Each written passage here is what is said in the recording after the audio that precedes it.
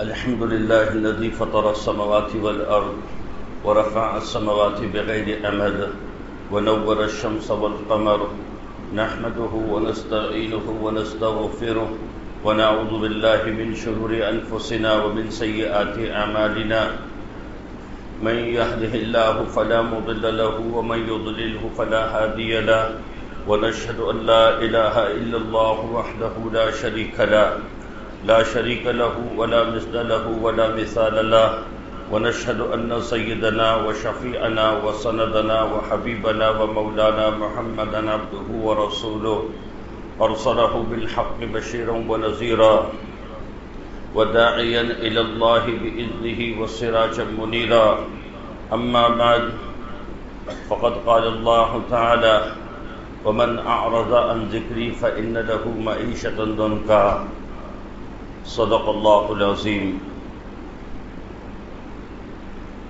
دنیا میں ہر انسان اس بات کا خواہ ہے اور وہ یہ چاہتا ہے کہ اس کی زندگی کے اندر کشادگی ہو، وسعت ہو اور وہ ایک اچھی زندگی گزارے۔ ہر شخص تنگ دستی سے، پریشانیوں سے گھبراتا ہے اور وہ یہ چاہتا ہے کہ اللہ اس کی زندگی آسانی والی کر دے، مال میں برکت ہو، زندگی کے اندر برکت ہو، اس کے فیصلوں کے اندر برکت ہو، اس کے اوقات میں برکت ہو۔ لیکن اللہ تبارک و تعالیٰ نے ان معاملات کو اعمال کے ساتھ جوڑا ہے، دنیا کی مادی چیزوں کے ساتھ نہیں جوڑا ہے کہ اگر کسی کے پاس دنیا کے اعتبار سے بہت زیادہ مال ہو تو اس کو کشادگی کی اور وسعت کی زندگی ملے گی۔ وہ ظاہر کی تو ہوگی لیکن حقیقت میں اللہ تبارک و تعالیٰ اس مال کے اندر تنگی پیدا فرما دیں گے۔ اور دیکھنے میں بھی آتا ہے کہ ایک آدمی کمانے کے اعتبار سے کم درجے کا ہوتا ہے لیکن بڑی خوشحال زندگی گزار رہا ہوتا ہے، میاں بیوی کی زندگی اس کی اچھی ہوتی ہے، بیوی بچوں کے ساتھ اچھی زندگی ہوتی ہے، تو یہ خوشحالی کی زندگی اس کو اعمال کے عوض میں ملتی ہے۔ اور ہم دیکھتے ہیں بے اوقات ایک آدمی اچھا بہت زیادہ کما رہا ہے، لاکھوں میں کما رہا ہے، لیکن پھر بھی تنگی ہے، بیوی سے جھگڑا ہے، بچے نافرمان ہیں، آئے دن کی پریشانیاں اس کے ساتھ لگی ہوتی ہیں۔ تو اللہ نے یہ اطمینان اور وسعت اور کشادگی یہ دنیا کی چیزوں کے ساتھ نہیں جوڑی ہیں بلکہ اعمال کے ساتھ جوڑی ہیں۔ جس کے اعمال مضبوط ہوتے ہیں اللہ اس کی زندگی کو واقعتاً صحت مند بناتے ہیں، اطمینان والی زندگی۔ من آمن منکم من ذکر و انثی عمل صالحا فلنحینہم حیاۃ طیبہ، کہ تم میں جو عمل کرے گا، اچھے عمل کرے گا، خواہ مرد ہو یا عورت ہو، تو ہم اس کو پاکیزہ زندگی دیں گے، ایک اچھی زندگی دیں گے۔ تو اللہ نے اس کو عمل کے ساتھ جوڑا ہے۔ تو بہرحال یہ ہر انسان کی فطرت ہے، وہ یہ چاہتا ہے کہ اس کو وسعت کی زندگی ملے، کشادگی کی زندگی ملے، تنگ دستی کی زندگی سے وہ گھبراتا ہے۔ علماء نے کچھ بدعمالیاں نقل کی ہیں کہ جن بدعمالیوں کی وجہ سے انسان کی زندگی میں تنگ دستی آتی ہے، ان بدعملیوں سے اپنے آپ کو بچایا جائے تو اللہ تبارک و تعالیٰ اس کی زندگی میں تنگ دستی ختم کر کے اس کو ایک صحت مند زندگی اور اس کو ایک وسعت والی زندگی عطا فرمائیں گے۔ من جملہ ان اعمال میں ایک عمل یہ ہے کہ کھڑے ہو کر جوتے پہن کر ننگے سر کھانا، کھڑے ہو کر کھانا اور جوتے پہن کر کھانا اور ننگے سر کھانا۔ رسول اللہ صلی اللہ علیہ وسلم جب کھانا تناول فرمایا کرتے تھے تو سر ڈھانپ کر کھایا کرتے تھے۔ تو عام طور پر جب ہم شادی بیاہ میں ہوتے ہیں، کوئی تقریبات ہوتی ہیں، تو وہاں پر کھڑے ہونے کا اہتمام ہوتا ہے۔ اب تو ہونے لگا ہے بیٹھنے کا، لیکن بہت سے لوگ اس صورت میں بھی کھڑے ہو کر کھا رہے ہوتے ہیں، ادھر سے ادھر ٹہل رہے ہوتے ہیں، کھڑے ہیں، جوتے پہنے ہیں اور سر ننگا ہے۔ تو یہ بدعملی ایسی ہے جو انسان کی زندگی کے اندر تنگدستی کو پیدا کرتی ہے، برکت کو ختم کر دیتی ہے۔ اگر کرسی پر بیٹھ کر کھا رہے، ٹیبل کرسی پر، تو ممکن ہو سکے جوتا پاؤں سے اتار دیا جائے، چپل پاؤں سے اتار دی جائے اور پھر کھا لیا جائے، اور کوشش کریں کہ سر کو ڈھانپ کر کھائیں۔ رسول اللہ صلی اللہ علیہ وسلم کی سنت ہے، آپ صلی اللہ علیہ وسلم کی ایک ایک ادا دنیا مافیہ سے بہتر ہے، قیمتی ہے۔ تو اس عمل کا اہتمام ہو کہ ہم بیٹھ کر کھائیں، پاؤں میں جوتا چپل نہ ہو اور سر ہمارا ٹوپی یا رومال کے ذریعے سے ڈھانپا گیا ہو۔ ایک عمل تو یہ بیان کیا ہے۔ دوسرا عمل بیت الخلاء ننگے سر جانا۔ ہمارے یہاں خواتین بھی یہ کرتی ہیں، ویسے سر پر دوپٹہ ہوتا ہے، لیکن جب بیت الخلاء جائیں گی تو دوپٹہ سائڈ میں رکھ کر چلی جاتی ہیں۔ تو گھر کی خواتین کو بھی بتایا جائے کہ سر ڈھانپ کر جائیں، مرد حضرات ہوں خواتین ہوں، بیت الخلاء میں سر ڈھانپ کر جانا یہ سنت ہے۔ اور بیت الخلاء میں ننگے سر جانا یہ تنگدستی کو پیدا کرتا ہے، خلاف سنت ہے، اور جو عمل سنت کے خلاف ہوتا ہے وہ انسان کی زندگی میں تنگدستی لاتا ہے۔ اسی طرح بیت الخلاء میں بات کرنا، دنیا کی باتیں کرنا۔ آج کل ایک وبا چل پڑی ہے موبائل کی،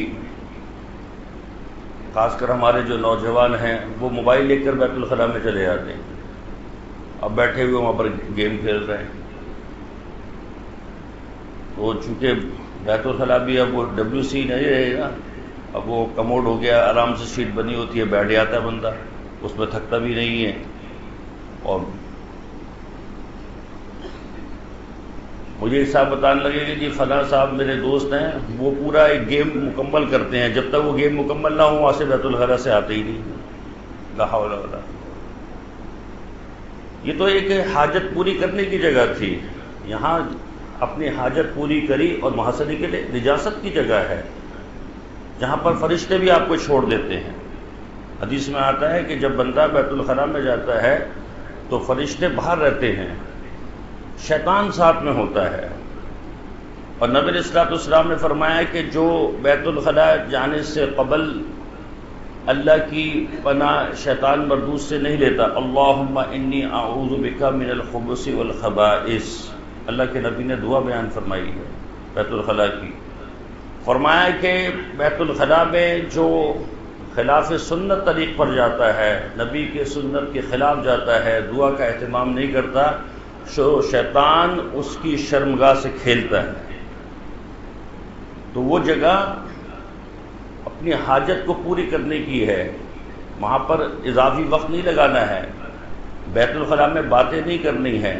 تو یہ موبائل پر گیم کھیلنا یہ باتوں ہی کے مترادف ہے۔ ضرورت کی کوئی باتیں، مثال کے طور پر گھر والے پوچھ رہے ہیں جی چابی کہاں رکھی ہے، آپ بیت الخلاء کے اندر ہیں، اس کا جواب دیا جا سکتا ہے، فلاں چیز کہاں پر ہے، بہت ضروری بات تھی، اتنا سا جواب دے دیا۔ لیکن بیٹھ کر باتیں کرنا بیت الخلاء کے اندر اور ننگے سر جانا یہ انسان کی زندگی کے اندر تنگدستی کو پیدا کرتا ہے۔ نمبر 3، مہمان کو بوجھ سمجھنا۔ دسترخوان اگر مہمانوں کے لیے وسیع نہیں ہے، اللہ آپ کے دسترخوان کو چھوٹا کر دے گا۔ اپنے دسترخوان کو مہمانوں کے لیے وسیع کر دے۔ اطعام طعام، لوگوں کو کھانا کھلانا، یہ بڑا عمل ہے۔ نبی علیہ الصلوۃ والسلام نے فرمایا رات کی نماز، سلام کا پھیلانا اور لوگوں کو کھانا کھلانا، یہ 3 عمل تم کو جنت میں آرام سے لے جائیں گے۔ افشوا السلام، فرمایا کہ سلام کو پھیلاؤ، وَأَطْعِمُوا الطَّعَامَ اور خوب کھلاؤ، وَصَلُّوا بِاللَّيْلِ وَالنَّاسُ نِيَامٌ جس وقت رات کو لوگ سو رہے ہیں اس وقت نماز پڑھو تہجد کی، تدخلوا الجنت بالسلام سلامتی کے ساتھ تم جنت میں داخل ہو جاؤ۔ 3 عمل ہیں۔ آج مہمان کا کھلانا خال خال، بس کوئی دعوت ہو گئی شادی بیاہ کی اسی میں ہم کھلاتے ہیں۔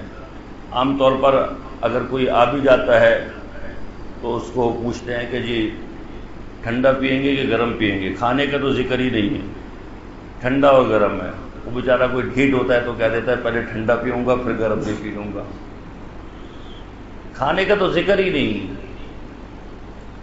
بلکہ ایسا بھی دیکھا گیا ہے کہ کسی کے گھر گئے، بچے نے بٹھا دیا ڈرائنگ روم میں، ابا اوپر کھانا کھا رہے ہیں ابھی آ رہے ہیں، آپ کو کہا ہے کہ یہاں بیٹھ جائیں، پھر کھانے کے وقت ہے اس کو اپنے دسترخوان پر بلایا جائے، جو موجود ہے ماں حضر ہے اس کے سامنے پیش کیا جائے۔ تو مہمان کو بوجھ سمجھنا، آج مہمان کو بوجھ سمجھا جاتا ہے۔ فرمایا کہ جس گھر کے اندر مہمان آتا ہے اللہ کی رحمت آتی ہے، اور جب مہمان اس گھر سے نکلتا ہے تو اس گھر کی وبائیں بلائیں ساتھ لے کر چلا جاتا ہے، اس کے ساتھ ساتھ یہ وبائیں اور بلائیں چلی جاتی ہیں، گھر سے مصیبتیں ٹلتی ہیں۔ تو جب ہم نے مہمانوں کو بوجھ سمجھا تو اللہ نے ہمارے مال کے اندر تنگی ڈال دی، ہماری زندگی کے اندر تنگی ڈال دی، تنگ دستی۔ تو تنگ دستی کے اسباب میں سے ایک سبب یہ ہے کہ مہمان کو بوجھ سمجھنا۔ ہمارے یہاں ہر اتوار کو ختم خواجگان ہوتا ہے، اس میں کھانا بھی ہوتا ہے تقریباً 100-120 افراد کا۔ تو ایک صاحب مجھ سے کہنے لگے کہ مولانا یہ ہر ہفتے جو آپ یہ کھانا کرتے ہیں یہ کون کر رہا ہے، کہ اتنا کیسے ہو جاتا ہے؟ ہم تو گھر میں جو ہے 10 افراد کا کھانا بھی نہ کھلا سکتے۔ میں نے کہا بھائی ایسے اللہ والے ہیں جو کہہ دیتے ہیں کہ بھائی اس ہفتے کا کھانا ہماری طرف سے، اس ہفتے کا کھانا ہماری طرف سے، تو اللہ تعالیٰ یہ سلسلہ چلا رہا ہے۔ اور اللہ والے ایسے ہیں جو ایسا کرتے ہیں، جو لوگوں کو کھلا کر خوش ہوتے ہیں۔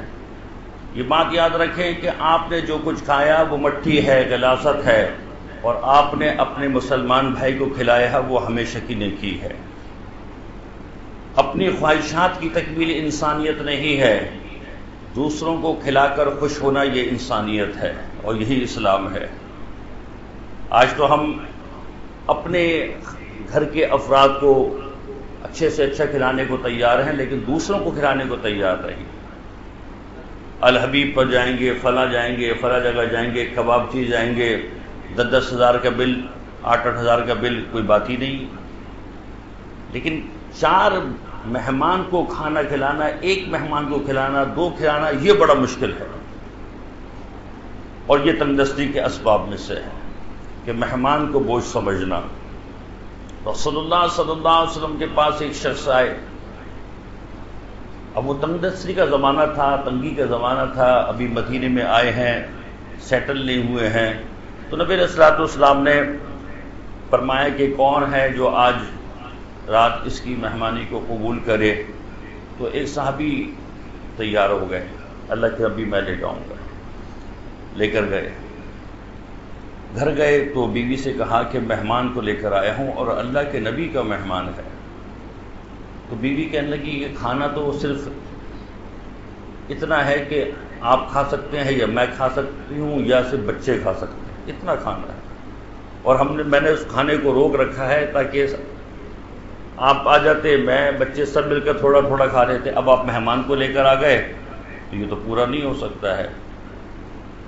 تو صحابی نے کہا کہ تم ایسا کرو، بچوں کو بہلا پھسلا کر سلا دو۔ کیسے لوگ ہیں، اپنی ضرورتوں کو ختم کرتے تھے اور دوسروں کی ضرورتوں کو پورا کرتے تھے۔ قرآن نے ان کی تعریف کی، یؤثرون علی انفسہم ولو کان بہم خصاصہ، یہ وہ لوگ ہیں جو اپنی ضرورتوں پر دوسروں کی ضرورتوں کو ترجیح دیتے ہیں، اگرچہ خود ضرورت مند ہیں۔ بچوں کو بہلا پھسلا کر سلا دو، اور کھانا جب لگے اور ہم کھانا کھانے لگے تو چراغ کو تم درست کرنے کے بہانے بجھا دینا، اندھیرا ہو جائے گا۔ میں منہ چباؤں گا، چباتا رہوں گا، یہ تاثر دوں گا جیسے میں بھی کھا رہا ہوں، مہمان کو پتہ ہی چلے گا اور مہمان کھانا کھا لے گا۔ اللہ کے نبی نے جو مہمان دیا ہے اس کا پیٹ بھر جائے۔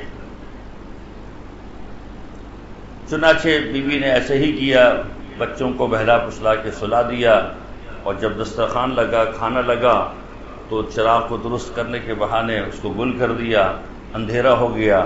اب وہ مہمان کھا رہا اور یہ منہ سے چپ چپ کی آوازیں نکال رہے جیسے کھانا کھا رہے ہیں۔ رات گزر گئی، رسول اللہ صلی اللہ علیہ وسلم کے پاس جب صبح فجر کی نماز میں حاضر ہوئے تو اللہ کے نبی نے فرمایا، رات کی تیری مہمان نوازی کو اللہ نے قبول فرما لی، اللہ نے آسمانوں سے تیری مہمان نوازی کو قبول فرمایا۔ ایسا جذبہ تھا۔ فرمایا کہ جس گھر کے اندر مہمان کا اکرام ہوتا ہے اس گھر میں اللہ کی رحمتوں کا نزول ہوتا ہے۔ من کان یؤمن باللہ والرسول والیوم الآخر، کہ جو اللہ پر، رسول پر، آخرت پر یقین رکھتا ہے، فلیکرم ضیفہ، اس کو چاہیے کہ وہ مہمان کا اکرام کرے۔ تو مہمان کا اکرام کرنا یہ ایمان کی علامت ہے۔ نمبر 4، ہاتھ دھوئے بغیر اور بسم اللہ پڑھے بغیر کھانا کھانا۔ ہاتھوں کا دھونا یہ سنت ہے کھانا کھانے سے پہلے، اور بسم اللہ پڑھنا یہ کھانا کھانے سے پہلے یہ سنت ہے۔ اور ہم دیکھتے ہیں کہ عام طور پر یہ سنت مسلمانوں سے نکل گئی، خاص طور پر جب ہم دعوتوں میں ہوتے ہیں، شادی بیاہ ہال میں ہوتے ہیں، تو وہاں پر جب کھانا کھلتا ہے تو پھر کوئی ہاتھ نہیں دھوتا ہے الا ماشاء اللہ، بغیر ہاتھ دھوئے۔ یہ گھروں جو عادت پڑ جاتی ہے پھر ہر جگہ چلتی ہے، کہیں پر بھی ہو ہاتھ ضرور دھوئیں، ہاتھ دھو کر کھانا کھانا ہے۔ اور رسول اللہ صلی اللہ علیہ وسلم جب ہاتھ کھانا کھانے سے پہلے دھوتے تھے تو اس کو کسی کپڑے سے پوچھتے نہیں تھے، اور جب کھانا کھانے کے بعد ہاتھ دھوتے تھے تو پھر اس کو کپڑے سے پوچھ لیا کرتے تھے۔ اس میں بھی بڑی حکمت ہے۔ اگر میڈیکل سائنس کی روح سے دیکھا جائے تو آپ ہاتھ دھونے کے بعد جب کسی کپڑے سے پہنچیں گے تو کپڑے کے جرمز تو آئیں گے نا، اور پھر آپ کھانا کھائیں گے۔ تو اللہ کے نبی نہیں پہنچتے تھے، ہاتھ کھانے کے بعد پہنچتے تھے، اور بسم اللہ کے ساتھ۔ حضرت انس فرماتے ہیں کہ دسترخوان لگا ہوا تھا، صحابہ تھے، نبی علیہ الصلوۃ والسلام تھے، میں چھوٹا تھا اور نبی علیہ الصلوۃ والسلام کی خدمت میں تھا، میں بھی جلدی سے آ کر گھس گیا اور میں نے فوراً اپنا الٹا ہاتھ پلیٹ میں ڈال دیا، اور جلدی سے کھانے، نبی علیہ الصلوۃ والسلام نے میرا ہاتھ پکڑ لیا۔ آپ صلی اللہ علیہ وسلم نے فرمایا کہ یا غلام سم اللہ، بچے بسم اللہ پڑھ، وَقُلْ بِيَمِينِكَ، اور یہ الٹا ہاتھ کیوں استعمال کر رہا ہے؟ دائیں ہاتھ سے کھا، وَقُلْ بِمَّا يَلِيكَ، اور اپنے آگے سے کھا۔ فوراً آپ صلی اللہ علیہ وسلم نے اصلاح، ہم کیا کہتے ہیں جی بچہ ہی تو ہے، یہ بچہ ہی تو ہے، نہیں، شریعت کہتی ہے بچوں کی تربیت کی جائے۔ کہتے ہیں نا 7 سال کی عمر میں کہ اپنی اولاد کو نماز کا حکم کرو جس وقت کہ وہ 7 سال کے ہوں۔ اب 7 سال کی عمر میں بچے پر نماز تو فرض نہیں ہوتی ہے، لیکن تعلیم یہاں سے دی جا رہی ہے، اس کی تربیت ہو۔ وَضْرِبُوهُمْ بِهَا، اور ان کو مارو 10 سال کی عمر میں اگر یہ نماز نہ، حالانکہ نماز یہاں بھی فرض نہیں ہوئی ہے، نماز ہوتی ہے بلوغت پر جب بچہ بالغ ہو جاتا ہے، لیکن شریعت یہاں پر تربیت کر رہی ہے کہ ان چھوٹے بچوں کے اندر ابھی سے نماز کا شوق آنا چاہیے۔ تو حضرت انس رضی اللہ عنہ فرماتے ہیں کہ اللہ کے نبی نے مجھے الٹے ہاتھ کھانے سے روکا، بسم اللہ کے بغیر میں کھانا کھا رہا تھا اور برتن کے بیچ میں سے کھا رہا تھا، تو آپ صلی اللہ علیہ وسلم نے مجھے روک دیا۔ تو بہرحال کھانا کھانے سے پہلے ہاتھ کا دھونا بسم اللہ وعلی برکت اللہ، یا بسم اللہ الرحمن الرحیم، یا فقط بسم اللہ یہ پڑھ کر کھانے کی ابتدا کریں۔ اگر کھانے سے پہلے بسم اللہ بھول گئے اور کھانے کے درمیان میں یاد آیا بسم اللہ اولہ و آخرہ، ایک مرتبہ نبی علیہ الصلوۃ والسلام حضرات صحابہ کھانا کھا رہے تھے تو اخیر میں آپ صلی اللہ علیہ وسلم ایک صحابی کو دیکھ کر مسکرائے. تو وہ صحابی کہنے لگے کہ اللہ کے نبی آپ کیوں مسکرائے؟ تو نبی علیہ الصلوۃ والسلام نے فرمایا کہ میں دیکھ رہا تھا کہ تیرے ساتھ شیطان کھانا کھا رہا تھا، تو مجھے پتہ چل گیا تھا کہ تو نے بسم اللہ نہیں پڑھی ہے، لیکن جب تو نے آخری نوالا لیا تو اس وقت تو نے بسم اللہ پڑھ لی تھی، بسم اللہ اولہ وآخرہ. تو میں نے دیکھا کہ شیطان نے وہ سارا کھانا جو تیرے ساتھ کھایا تھا وہ کیا کر باہر نکال دیا. مجھے شیطان کی اس گھبراہٹ پر جو ہے وہ ہنسی آئی. وہ کھانا جس پر اللہ کا نام لیا جاتا ہے شیطان وہ نہیں کھاتا ہے. بسم اللہ پڑھ کر کھائیں گے، کھانے میں بھی برکت ہے اور انسان اعتدال کے ساتھ کھاتا ہے. تو ہاتھ دھوئے بغیر، بسم اللہ پڑھے بغیر کھانا کھانا یہ تنگدستی کو لے کر آتا ہے. ہمارا تو حال یہ ہے کہ جب کھانا لگتا ہے تو بسم اللہ ہی بھول جاتے ہیں. شاندار کھانا ہوتا ہے، خوشبوئیں آ رہی ہوتی ہیں، خاص طور پر شادی بیاہ میں تو ویسے بھی کھانا 11 ساڑھے 11 بجے کھلتا ہے، اور وہ جب شیفنگ ڈش سے ڈھکنے ہٹتے ہیں ٹن ٹن کی آواز آتی ہے تو لوگ پھر ایسے بھاگتے ہیں، وہ بسم اللہ کہاں یاد رہے گی، اس بسم اللہ کو بھول جاتے ہیں. 5ویں بات، کھانے کے برتن کو اچھی طرح صاف نہ کرنا. یہ بھی تندرستی کو لے کر آتا ہے. بالکل صاف کرتے ہیں، اپنی پلیٹ کو صاف کرتے ہیں. نبی علیہ الصلوۃ والسلام نے فرمایا تمہیں کیا معلوم کہ کھانے کے کون سے جز کے اندر برکت ہے؟ ممکن ہے جو تم نے چھوڑا اسی میں برکت ہو. اور پھر کھانا اتنا نکالیں جتنا آپ کھا سکتے ہیں. یہ تھوڑی کہ بھر کر نکال لیا پھر تھوڑا کھایا اور باقی چھوڑ دیا، یہ گناہ کی بات ہے. اور یہ نہ سمجھیں کہ میں نے تو کون سا میرا کھانا ضائع ہوا ہے، یہ تو میں تو کسی کی دعوت میں آیا تھا. نہ، آپ کی یہ بدعملی آپ کے مال کے اندر تندرستی پیدا کرے گی، اس کا کچھ نہیں جائے گا، گناہ آپ کو ملے گا اور تندرستی آپ کو ملے گی. تو کھانے کے پلیٹ کو، برتن کو اچھی طرح صاف کرنا. عام طور پر ہم کھیر، کسٹرڈ وغیرہ کھاتے ہیں، چمچے سے کھاتے ہیں اور وہ کافی ساری جو ہے وہ پیالی کے اندر لگی رہ جاتی ہے. تو چمچے کو سائڈ میں رکھ کر انگلی سے اس کو صاف کر کے چاٹ لیں. اسی طرح پلیٹ کا مسئلہ ہے کہ پلیٹ پوری صحیح لقمے سے صاف نہیں ہوتی ہے جب تک اس کو اچھی طرح انگلی سے صاف نہ کر لیا جائے، بالکل صاف ستھرا.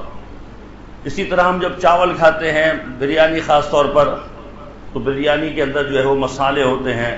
وہ آلو بخارا اتنا بڑا، اس کے ساتھ 40-50 چاول کے دانے لگے ہوتے ہیں. اب اس کو اٹھا کر ہم ایسے ہی پھینک دیتے ہیں، اب اس کے ساتھ چاول کے دانے بھی ضائع ہو جاتے ہیں.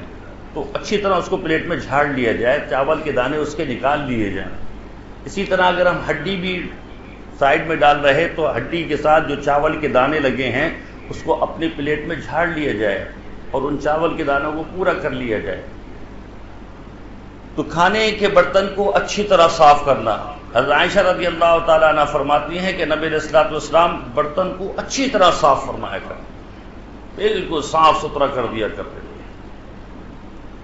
نمبر 6، مسجد کے اندر دنیاوی باتیں کرنا. ضرورت کی بات تو جائز ہے، لیکن دنیا کی ادھر ادھر کی اول فول کی باتیں کرنا یہ مسجد کے اندر جائز نہیں ہے. اس سے انسان کی زندگی میں تنگدستی آتی ہے. نمبر 7، فقیر کو جھڑکنا. آپ فقیر کو نہ دیں لیکن جھڑکے نہ. وَأَمَّا السَّائِلَ فَلَا تَنْهَرْ. قرآن نے منع کیا، جھڑکنے کو منع کیا ہے. مناسب سی بات کہتے ہیں کہ بھئی معاف کرو، اللہ بھلا کرے گا، لیکن اس کو جھڑکنا، ڈانٹنا یہ منع کیا گیا ہے. اس سے بھی انسان کی زندگی میں تنگدستی آتی ہے.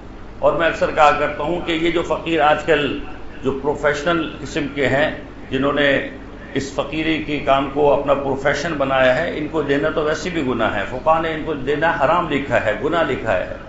آپ ان کے گناہ کے کام پر ان کی مدد کر رہے ہیں، اس لیے کہ ایک دن کی قوت سمرات ایک دن کی خوراک سے زیادہ مانگنا حرام ہے. اگر آپ کسی فقیر کو 500 روپے دے دیں نا تو وہ اپنے گھر نہیں جائے گا، مانگتا رہے گا. اس نے اپنے پورے ٹائم، پورا 8 گھنٹے کی ڈیوٹی پوری کر کر جاتا ہے. اس نے اس کو پیشہ بنایا، گداگری کا پیشہ بنایا ہے. چھوٹے چھوٹے بچوں کو بھی لگا دیا اپنے. لیکن بہرحال جھڑکنا پھر بھی نہیں. وَأَمَّا السَّائِلَ فَلَا تَنْهَرْ. سائل کو جھڑکو نہ. نمبر 8، مغرب کی نماز کے بعد بلا عذر سو جانا۔ عذر ہے، سر میں درد ہے، بیماری کا کوئی عارضہ ہے تو سو جائے، لیکن مغرب کی نماز کے بعد سونا یہ تنگ دستی کو پیدا کرتا ہے۔ مال کے اندر تنگ دستی آتی ہے، زندگی کے اندر تنگ دستی آتی ہے۔ نمبر 9، جان بوجھ کر نماز قضا کرنا۔ ایک نماز قضا ہو گئی سوتے ہوئے، یہ انسان بھول گیا۔ رسول اللہ صلی اللہ علیہ وسلم نے فرمایا کہ من نام عن صلاۃ، جو اپنی نماز سے سوتا رہا، او نسی عنہا، یہ نماز کو بھول گیا، فقضاہ ان یصلی اذا ذکرہا، تو پھر اس کی قضا یہ ہے کہ جب یاد آ جائے، سو کر جب بیدار ہو جائے نماز۔ لیکن ایک جان بوجھ کر اذان ہوئی سب کچھ ہے، نماز ہی نہیں پڑھ رہا ہے، جان بوجھ کر جو شخص نماز کو چھوڑے گا اللہ اس کی زندگی کو تنگ کر دے گا، تنگی آئے گی۔ ومن اعرض عن ذکری فإن له معیشۃ ضنکا، جو میری نصیحتوں سے، میرے اعمال سے، میرے احکام سے اعراض کرے گا، میں اس کی زندگی کو تنگ کر دوں گا۔ اللہ کہتے ہیں، اللہ کہتا ہے، مالک الملک کہتا ہے، میں اس کی زندگی کو تنگ کر دوں گا۔ وَنَحْشُرُهُ يَوْمَ الْقِيَامَةِ أَعْمَىٰ، اور قیامت کے دن اس کو اندھا اٹھاؤں گا۔ قَالَ رَبِّ لِمَا حَشَرْتَنِي أَعْمَىٰ وَقَدْ كُنْتُ بَصِيرًا، یہ شخص چلائے گا، پکارے گا، یا اللہ میں تو دنیا میں دیکھنے والا تھا، نظر مجھے آتا تھا، یہ میں آج اندھا کیوں ہوں؟ تو اللہ فرمائیں قال کذالک اتتک آیاتنا فنسیتها وکذالک اليوم تنسا، اللہ فرمائیں گے معاملہ برابر سرابر، دنیا میں تو نے ہمارے احکام کو، ہماری شریعت کو پسے پردہ، پسے پش ڈالا، آج ہم تجھے بھلا دیں گے، تیری طرف توجہ نہیں ہوگی، اور تیرے بھلانا یہی ہے کہ تجھے اندھا اٹھایا جائے۔ تو کل قیامت کا اندھیرا ہے یہ بدعملیاں، یہ نمازوں کا چھوڑنا، یہ دین سے اعراض کرنا، یہ قیامت کا اندھیرا ہے، قیامت کا اندھا پن ہے۔ نمبر 10، جھوٹ بولنا۔ جو شخص جھوٹ بولے گا اللہ اس کی زندگی کے اندر تنگ دستی ڈالتے ہیں۔ جھوٹ نہ بولو، یہ جھوٹ تمہارے باپ کے خلاف کیوں نہ ہو، یہ سچ تمہارے باپ کے خلاف کیوں نہ ہو، تمہارے اپنے خلاف کیوں نہ ہو، تمہارے سگے بھائی کے خلاف، سچ بولو، جھوٹ نہ بولو، جھوٹ سے پرہیز کرو۔ لعنت اللہ علی الکاذبین، جھوٹوں پر اللہ کی لعنت ہے۔ تو شریعت جھوٹ کا سبق نہیں دیتی ہے، سچ کا سبق دیتی ہے، اور جھوٹ بولنے سے انسان کی زندگی وقتی طور پر کام تو چل جاتا ہے، لیکن زندگی کے اندر تنگ دستی آتی ہے۔ نمبر 11، گانے بجانے میں دل لگانا۔ الغناء ينبت النفاق کما ينبت الماء الزرع، یہ گانا سننا، گانا بجانا، یہ دل کے اندر نفاق کو ایسے پیدا کرتا ہے جیسے پانی کھیتی کو پیدا کرتا ہے، اس سے تنگ دستی آتی ہے۔ گھروں کے اندر ہر وقت گانے بج رہے، گانے سن رہے، ٹی وی میں بھی لگے ہوئے، موبائل کے اندر بھی لگے ہوئے، ہیڈ فون کے اندر بھی لگے ہوئے، بڑا مزہ آ رہا ہے، یہ وقتی سکون ہے، لیکن ہمیشہ کی تنگی ہے۔ اولاد کو برا بلا کہنا اور کوسنا، بعض مائیں جو ہیں ہر وقت کوستی رہتی ہیں، بعض باپ جو ہیں وہ ہر وقت ڈانٹتے رہتے ہیں اور کوس رہے ہوتے ہیں، مہنوس، دفع ہو جا، اور نہ جانے کیا کیا، مر جا، اس قسم کے جملے۔ ان کی اصلاح کی جائے، ان کی ایسی سرزنش نہ ہو کہ جس کے اندر کوس نہ ہو، جس کے اندر لان تان ہو۔ بہت سو کو لعنت دینے کی بڑی عادت ہوتی ہے، خواتین کے اندر یہ بہت سلسلہ ہوتا ہے۔ اپنے گھر کی خواتین کو روکیں کہ اپنی اولاد کو نہ کوسیں۔ نبی علیہ الصلوۃ والسلام نے فرمایا کہ دن میں ایک گھڑی قبولیت کی ہوتی ہے، کہیں ایسا نہ ہو کہ اس قبولیت کی گھڑی میں تم اپنی اولاد کو یا اپنے آپ کو یا اپنے مال کو کوسو اور وہ قبول ہو جائے، تو نہ کرنا چاہیے۔ ایک مرتبہ رسول اللہ صلی اللہ علیہ وسلم سفر میں تھے، ایک صحابی بھی تھے، ان کی جو سواری تھی وہ کچھ سست ہو گئی تھی، تو انہوں نے اپنی سواری پر لعنت بھیجی کہ لعنت ہو اس پر، جیسے ہم کبھی گاڑی سٹارٹ نہیں ہوتی ہے تو اس پر لعنت بھیج دیتے ہیں، لعنت ہو اس کے اوپر۔ تو نبی علیہ الصلوۃ والسلام نے یہ سن لیا تو آپ صلی اللہ علیہ وسلم نے فرمایا کہ فوراً اس سواری سے اتر جاؤ، اس کو چھوڑ دو، آزاد۔ نبی کے ساتھ ایسی سواری نہیں چل سکتی جس پر لعنت ہو. تم نے تو اس پر لعنت بھیج دی. تو لعنت نہیں ہونی چاہیے. یہ بے صبری کی باتیں ہیں. تو اپنی اولاد کے اوپر لعنتان نہ کریں، ان کی تربیت کریں، ان کی اصلاح کریں، پیار محبت سے ان کو سمجھائیں. بہت سے لوگ یہ سمجھتے ہیں کہ بس سختی ہی کے اندر سب کچھ ہے. نہ، پیار محبت کے اندر جو کچھ اللہ نے رکھا ہے وہ سختی کے اندر نہیں ہے.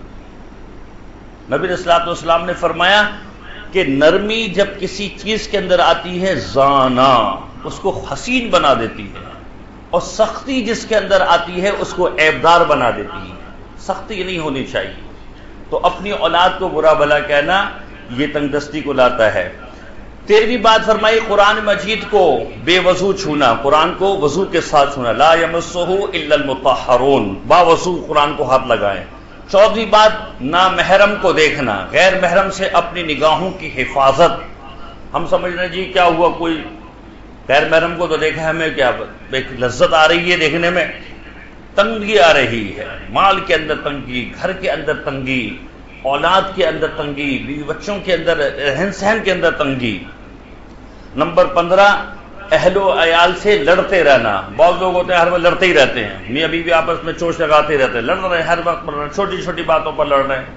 نہ، درگزر سے کام لیں.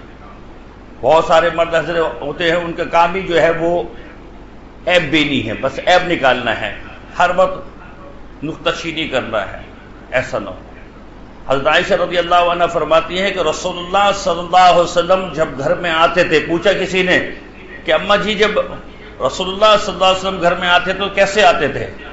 تو حضرت عائشہ رضی اللہ تعالیٰ نے فرمایا کہ میرے محبوب جب گھر میں آتے تھے تو مسکرا کر آتے تھے. شوہر کی مسکراہٹ عورت کو ویسے ہی ڈھیر کر دیتی ہے، محبت سے دیکھ رہا مسکراہٹ سے. اور پھر فرماتے ہیں حضرت عائشہ رضی اللہ تعالیٰ عنہ کہ جب کوئی چیز کھاتے تھے تو میں کھانے کی رغبت سے پہچان جاتی تھی کہ کھانا اچھا لگا ہے، اور اگر کھانا اچھا نہیں لگتا تو زیادہ رغبت سے نہیں کھاتے تھے، تھوڑا کھاتے تھے، لیکن عیب نہیں نکالتے تھے. ہمارا تو جھگڑا اسی پر ہے، اس میں نمک تیز کر دیا ہے، روٹی کچی ہے، روٹی پکی ہے، اور سالن ٹھنڈا ہے، اور یہ ہے وہ ہے، اس میں تری زیادہ ڈال دی ہے. اسی پر ساری زندگی کے جھگڑے چلتے ہیں. اللہ تبارک و تعالیٰ عمل کی توفیق عطا فرمائے.